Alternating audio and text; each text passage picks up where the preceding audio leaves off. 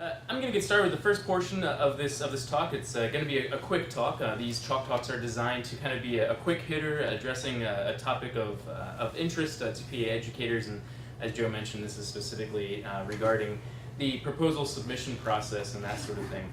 We certainly will be available to answer any additional questions that you might have thereafter. My name is Curtis Grenoble. I am with Lock Haven University's Physician Assistant Program in Pennsylvania.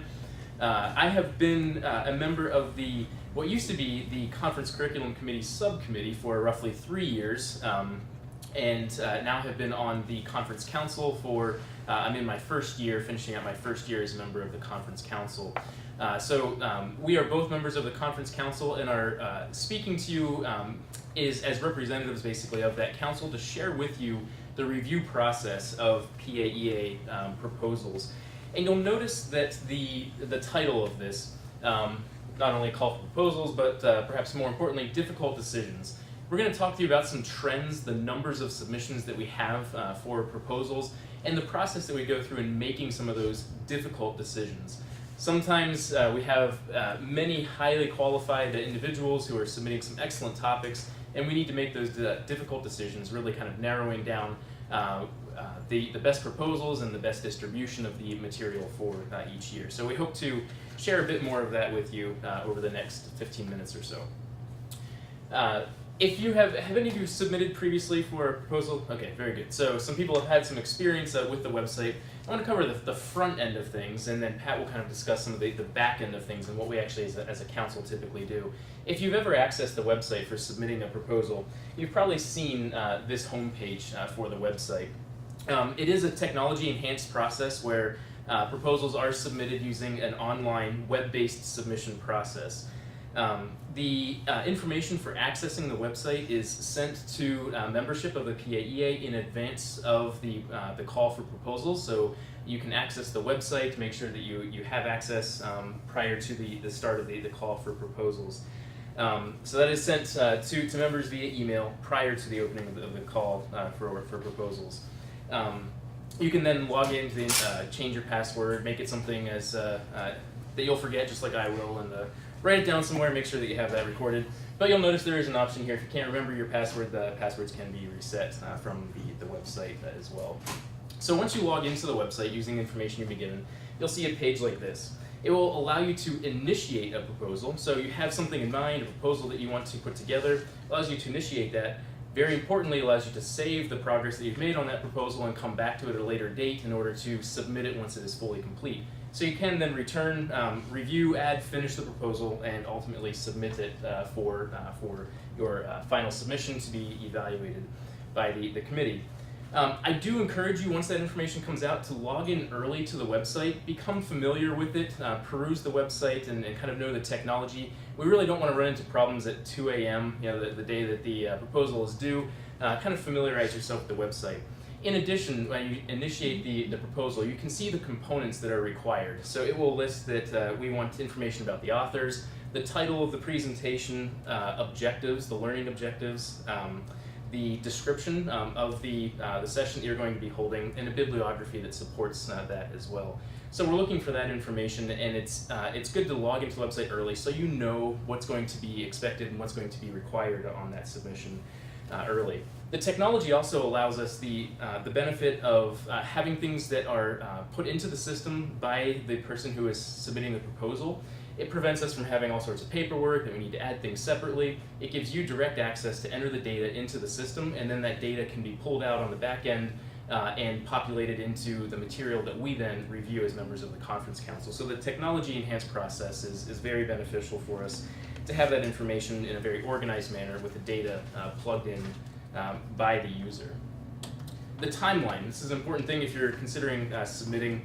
The call for proposals will go out in early April, so you will be able to log into the website and kind of begin your process of going through that. Also very importantly, in April and May, we hold what we call Propose webinars. Propose stands for Proposal Review Options for Presentation Submissions to the Education Forum. Our goal of the Propose calls or the Propose webinar is to give you an opportunity to ask questions that you might have about the formats, about how to go about putting together a proposal. The proposed webinar is hosted by PAEA staff members, as well as the Conference Council Chair, and usually 3 or 4 members of the Conference Council are participating on that call. It is a webinar, so things can be shown on a computer screen, and questions can be asked and answered. These are people who are involved in the process of reviewing, so it's a great opportunity to join that call, join one of those webinars. There are 2 that are offered in April and in May in order to get those questions answered for you. It really helps you to identify the formats and go through the process, answer questions, or even bounce an idea off of somebody. What do you think? Is this a reasonable concept to ask about? We're just going to talk about some trends in submissions here. The specific data you will find, actually we are at a good location because the poster sessions are going to be held right out of this door in that lobby area tomorrow morning and Saturday morning. So if you want to see the specific data from the past few years, right out there we will actually have a poster on display that will have that data for you. Some things that I want to obviously highlight. You can see clearly a trend here, right? The number of submissions has significantly increased. So we, this year, had a total of 261 submissions with 140 submissions that were actually accepted, with a total of 157 hours of time, because workshops had multiple hours associated with them and that sort of thing. So the number of hours that we've had over time has consistently increased. 78 hours in 2007, 155 hours in 2013, 157 hours this year. Our acceptance rate with our 261 submissions and 140 accepted is somewhere in the 59% range. On average, that range is 50 to 70% acceptance rate. That includes the research briefs, the posters, and that sort of thing. There may be some effects about the venue or something like that, so what city they're being offered it and that sort of thing that might have some sort of effect, but we really don't have enough data to really draw direct ties to exactly what's influencing overall submissions, but our acceptance rate is somewhere in the 50 to 70% range overall. And on the flip side of that, once the proposals, I should highlight on this slide, the call ends for proposals on June 1st. After that time frame, the PAEA staff will blind the proposals, so we remove the authors' names and associations with schools and that sort of thing, so that the conference council and then the conference committee can then review the proposals. The conference council consists of 10 members of the council, and a review team is led by a conference council member as well as conference committee members who are brought on board to help us with the review process. There are review teams of 3 individuals who review the proposals, and the PAEA staff will then collect the data and analyze that data. Once the numbers are in, a schedule is created and notices are sent. And Pat's going to talk to you in more detail about that process. Good. Thanks, Curtis.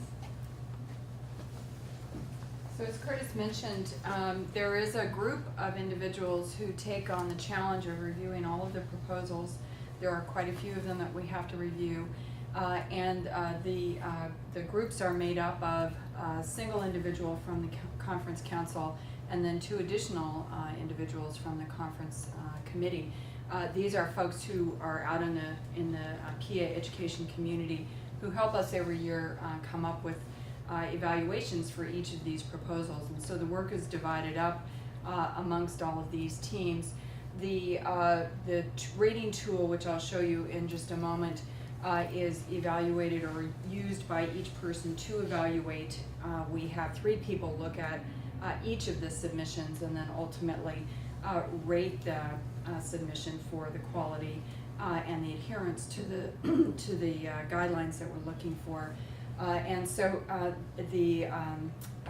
each one is looked at by 3 individuals.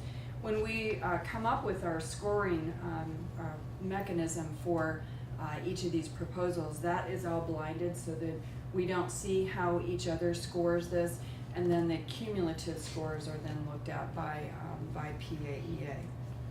One of the things that I think is important to mention is that we all are very sensitive to the notion that occasionally we may have some inside knowledge about projects that are being done in our own home programs, and we're very careful to recuse ourselves even though they come to us completely blinded and without any names on them. Obviously there are times when some of them might be familiar if they're from a neighboring program or for someone that you've had collaborative involvement with. So we very carefully try to recuse ourselves from anything that we have any knowledge of out and try to make sure that someone else evaluates that so that there's no bias associated with that. So we try and really hold to a strict blinding process. The proposal rating form that we use is essentially this with a Likert scale attached to it. So this is pretty much everything that we operate on. And so the issues that we're going to be looking at to really come up with a rating for a particular presentation includes quality and clarity. So like anything, writing is challenging, and writing clearly and concisely with a limitation of the number of words you can use is a real challenge. And so we're looking for things that are well written, easy to understand, and things that fit within the construct of the submission type, the program type that the person is hoping to be accepted for. Professional composition, adherence to submission and format guidelines. Frankly, I think this is one of the areas where we see some challenges with some of the proposals. If there are limitations in terms of the number of words, for example, that you're allowed in an abstract, we occasionally see people go far beyond that in their attempt to try and justify the importance of their project. But again, we do really look for, can people fit into those submission guidelines? So do you actually adhere to the submission and format guidelines? And I wanted to point out that the, Curtis, can you just hold up that thing right there? The different proposal types are in our handout again this year, and on the website that Curtis showed you, there is a list of requirements to meet for each of those, and so that's how we're looking at the scales, is whether or not people meet them for each of the proposal types. Are things organized? Are things relevant to PA education? Someone's medical research may not be relevant to PA education specifically, so those are not rated as highly. Learning objectives, and again, in education, the goal here is that we're all capable of writing good, clear, sort of measurable learning objectives, and so making sure that the ones that you put in for your objectives are really nicely, tightly written and tightly focused is very helpful. References, using AMA style, and again, I think none of us necessarily had training in that, but using a format that's universally accepted, I think is very important to us, so we are going to be looking for objectives as well. So following directions, and I think that it's interesting to see educators who sometimes don't necessarily follow directions, but we're really hoping that the quality will shine through, and sometimes it's hard to see if in fact the formatting requirements haven't been met. So you'll certainly increase opportunities to have one accepted if you can follow all of the guidelines. So what happens once we've reviewed it? So again, we submit all of our rating scales to PAEA, and the staff will come up with an overall score for the particular submission. And there are some that are absolutely clear, no question accepts, and those are we're kind of done with those. We also have another category of accept with modification. So if we think something has a really intrinsically excellent, solid idea behind it, but it needs to be tweaked a little bit, it needs to have objectives that are slightly revised or whatever, we have a category called clear, accept with modifications. And in that case, usually the conference council chair will contact the person who has submitted it and talk with them about the alterations that might be made to have that proposal accepted. There's certainly a number of submissions, not a large number, but a number every year in any case, that are a clear non-accept. They don't really meet the formatting guidelines, or they really don't apply to PA education well, and those are pretty clear cut as well.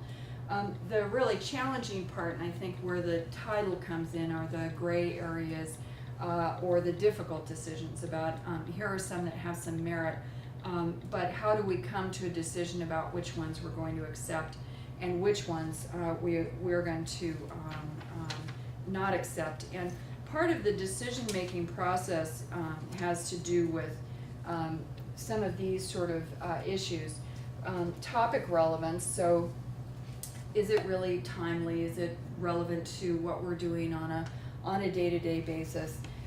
Balancing in the schedule is actually pretty important. We have runs on popular topics, so interprofessional education, as I'm sure you know, has been a prominent feature for the last few years. So we don't want to have an entire forum just on interprofessional education. We want to balance it with some of the other things. So if we get a large number in a particular topic area, we're going to focus on the clear accepts in that and then balance it out with some topics in other areas to make sure we address a broad spectrum of interests, making sure that we have that diversity over the course of the entire session. We also have some limitations on the number of presentations, and this is because we want to be sensitive to the notion that we all have a fair shot in getting presentations in, and it's not going to be just a few certain individuals who are perhaps very good at doing presentations and very good at writing proposals who end up with all of the slots. And so we now have limitations on the number of proposals that an individual can submit, and those recommendations, or those guidelines rather, are on the website as well, so that we don't end up with someone doing 5 or 10 presentations. We want to make sure that it's a broad and varied approach. So this all amounts to what I consider to be a 3D chess game, where we have individuals' submissions that are really quite excellent, that have to be sort of organized in a way that are going to make sense over the course of the education session, and help. We want to help mentor people who are finding this process challenging as well. So we've actually instituted a mentoring program this year. So if someone wants to have assistance in getting a submission in, or if they want their presentation evaluated with some peer feedback about how they did, we're certainly willing to do that as well. All right, so to finish up our time, I'm happy to take questions from you about the process and the way in which it works, but I wanted to reiterate what Curtis mentioned about the poster. We have PAEA and our conference council chair who will be at the poster both Friday and Saturday mornings, who can talk about specific numbers and more detailed data if you're interested in that. So, does anybody have any questions about the process, or yeah? Yeah, I had, I mean, I'm not going to make it personal, but what's on the website and what you just put in there as far as the list of things that have to be, like learning objectives, etc., is a little bit different. And I think part of the problem sometimes is that disconnect between where you want the goals of your proposal, and I forget exactly what the categories are on the website, but they're not exactly the same. And where you want learning objectives, because I think that's easily something that could be misconstrued. You know, what are your goals of your presentation? What are your objectives? And where do you put what? You know, because, and where do you put, I mean, references, that's easy. You know, how you're going to do it. And that was another question I had, because if you have a less traditional, more interactive, perhaps, presentation that you want to do, let's say in, not a workshop, but what would you call it? What's the is it 2 hour one a workshop? Yeah. A workshop.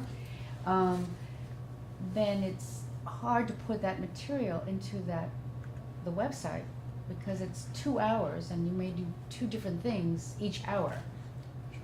One of the things that we really look for something like a workshop is that the person who is putting together a proposal for a workshop has there's a description section there where you actually describe. So there's the learning objectives, there's the title, and those sorts of things. That there are text boxes that you enter those items. There's a limit on the number of words or letters or whatever you can have in each of those. Then there's the description section, and in that description section is really where we're looking for, here's the concept that we're addressing, and here's our time frame, basically. Here's how we're going to lay that presentation out.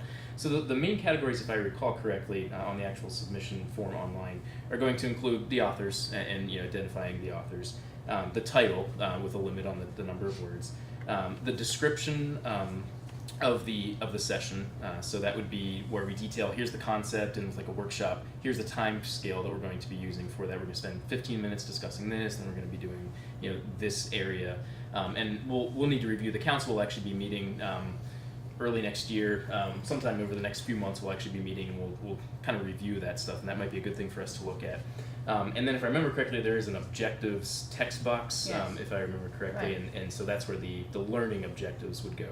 So it would be the title and the authors in their own sections, the learning objectives, you know, specifically listed in another box, and that description section is really kind of where you would detail the time frame that you're using and the interaction that you're having and that sort of thing throughout. Okay, And- well, I guess that kind of helps. I actually did bring the proposal that was Oh, okay. refused, because I thought I might be able to find somebody I could talk to about it, because I was a little confused even about the feedback I got. Okay, and so you did get some feedback then? I did, a phone call. Okay, and was that Thomas who might have called you? Thomas Woods, probably the chair of the. Generally, is the I one who think does it was he, yes. Okay. I tried to call him back. What program is he from? St. Francis University. Pennsylvania? Yes. Yes, I think that's who it was. Yeah, but I never had an actual dialogue, because I had a voicemail. Okay, exchange. But maybe, you know, if you're available, it would be nice to go, because I'm Sure. keen on presenting it. It just was a little less traditional, more interactive, involving what the people would be presented with, and then actually do as Sure. sort of a mock session, if you will, or to practice it themselves. I think And one that of was not the accepted. One of the things that I think we're sensitive to as well is the idea that if it's a workshop, that it actually have that sort of time frame, about 10 minutes Oh. introduction to, because you can only do a certain amount of lecture. Right. And occasionally people will overdo the amount of lecture and less active engaged Correct. participation, which sort of defeats the purpose So of a that's workshop. why I thought I might be getting something like a phone call to modify or clarify, Mhm. but, you know, Just the response that you got from Thomas, probably. yeah, well, anyway. Yeah, we can- Well, can- and he'll be here at the poster too, if you wanted Great. to speak with Yeah, him I'll directly. be actually next to the Okay. poster in both Well, of thank those you. sections. But also, you know, in your defense, don't forget that we get more submissions than we can Oh, no, I accept too. understand. I understand. That's why this is a difficult decision for the conference. I understand. We don't have a session following, so this is great. If you have questions, feel free to ask them. I just want to, in case you were meaning to get to another session, just want to remind you guys. And maybe I can jump in a little bit too. I'm also a member of the conference council, and I think one great way, and a lot of people are utilizing this more and more, to get a lot of questions answered or kind of saying, hey, I have this idea, I'm not quite sure, how can I work through it, are the proposed calls, which happen in April and May every year. Oh. And they're a conference call, it's a webinar based. Oh, yes, I've seen that. Yep. I think I And- missed it this year, that's Yeah, fine. and that's exactly, you know, Yeah. the type of, what we're trying to do on those calls. Saying, hey, Uh-huh. I'm not quite sure, you know, I have this idea, because we'll even, you know, help a little bit in terms of ideas, you know, is this a good idea or not? But also, how do I organize it? What do I Okay. need to have? And that workshops is kind of the one that in particular, we're pretty stringent on, Well, because the it's 2 mentoring, hours. the mentoring sounds like something would be Yeah, we very had about, helpful. I think half a dozen presenters this year take advantage of the I mentoring didn't know that process. was available. Yeah, yeah. Yes. so. For this year, it was for people who were accepted, first-time New presenters. presenters, Oh, that sort of a thing, so. so that's after you accept. Right. Yeah. mhm. So Okay. it's been a pilot for us this year. It's the I first see. year that we've actually initiated this one. Okay. I think one of the important parts is that we want to make it as transparent as possible, recognizing that it doesn't feel very transparent sometimes when you're on the other side of the process. And so certainly one thing that we neglected to mention is that there is a frequently asked questions page up on that website where you may find some answers to some questions that you might have as you develop a proposal. So that's a good place to go look as well. Well, thanks. Good. Just a Quick reminder. question, if I could. What's the interface like between the journal and those projects that have been accepted for poster presentation? Because there's that statement, poster presentations may be considered for future publication. Is that Yeah. for So sessions or in the journal? It's not an automatic Right, which is submission or also anything. stated. It's more of a we encourage you to submit that material for. So we can't guarantee that anything that you submit to us, even if it's accepted for a poster or research research brief. We can't guarantee that that would be published in the journal or anything like that. Sure, but So are there, I mean, is it the same group of folks, or is there? it's different. It's actually going to be a different, an entirely different group that will review the things that are submitted for the journal. Any of them And the same, or any of the same people? any of the same. Another thing, it's the editorial board of the journal, so it could Yeah, be I different Yeah, I group of think people. I think it's different. complete. I don't That's think just there's. an encouragement. It is, Okay. right. So we've endorsed it, but. it's not Right, been submitted. and you know, it's something that you can include, perhaps, you know, as you know, it was presented in this setting, but Right. it's going to be a separate, because I don't think there is any overlap as far as members. I I think just they are a wasn't familiar separate with group. what What the interface composer, was there. right? A lot of what does get put into the journal are those things that are research based, so things like educational innovations and that sort of thing generally are not included. They may be very fabulous ideas, but if they don't have data behind them, they often won't get included. So, so that's, I know one of the cut points that they will look at. Some things will get in because they are data driven and others won't Right. be for that reason, so. Good enough. Yeah. Thank you guys. Thank you. Thanks.